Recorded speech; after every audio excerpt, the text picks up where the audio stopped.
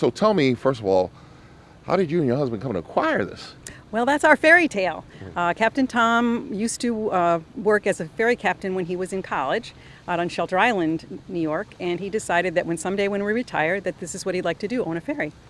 So we retired early at only 46 years old, and we decided that we would start looking for a ferry. And the folks who owned the ferry then, the Bittners, her dad brought a ferry here from Shelter Island in 1974, and he's actually the gentleman who convinced my husband that he should get his captain's license. So it's a small world story. In the early days, you shoveled everything from horses to grains to people and a little bit of everybody, because there weren't actual bridges to cross many of the waterways here in the state of Maryland. So I'm guessing you have heard a lot of these stories, have you not? There's quite a history on the ferry. Actually, the Oxford Museum is now representing a wonderful exhibit of the ferry from olden times.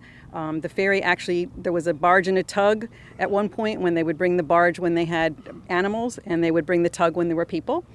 Before that, it was sculling. They would scull across. They had people who would actually pole and get the vessel across. We carried slaves back and forth depending on what was being processed on either side. There were large canning plants and processing houses on both sides.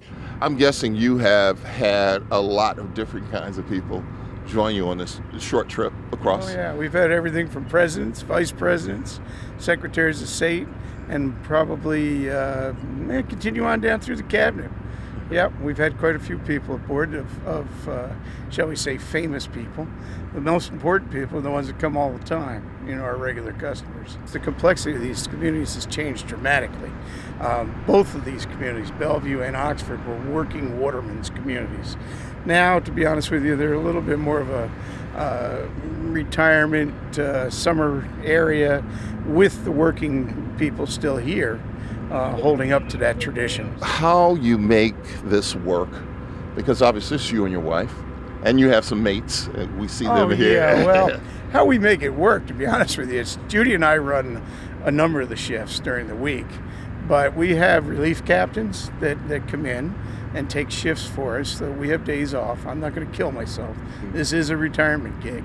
And then the crew members, we tapped in when we first got here into the retirees, the early retirees for during the week and such when the students are in school. Then when the students get done, for summer, we can put them right directly on board 7 days a week because it's a 7-day-week operation. And then, as you know, you just met one of our new captains. We've actually brought along 3 young people, started out as crew members, and have actually worked their way up to having a captain's license, which is a huge accomplishment. Well, let's hope you continue to do what you do, because we love it here in Maryland, and it's important that if you get a chance, take the trip between Oxford and Bellevue. I know you would appreciate it. We would love it. More the merrier. Well, thanks a whole lot, Captain Tom. Now let's go back to you in the studio.